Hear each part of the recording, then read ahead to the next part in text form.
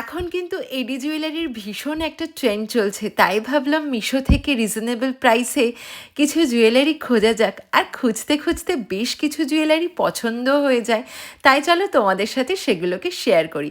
প্রথমে নিয়েছি এই ব্যাঙ্গেলটা। এই ব্যাঙ্গেলটার কোয়ালিটিটা আমার খুব ভালো লেগেছে, আর ডিজাইনটাও একদম অন্যরকম, আর আমার হাতে দারুণভাবে ফিট করেছে। আর নেক্সট বক্সে এই নেকপিসটার কালারটা আমার বেশ সুন্দর লেগেছে, জানি না এটা কিসের সাথে পরবো, কিন্তু কালার আর ডিজাইনটাও খুব সুন্দর হয়েছে। আর এরপরের বক্সটা, এটা আমার ভীষণ ভালো লেগেছে, বলতে পারো ফেভারিট।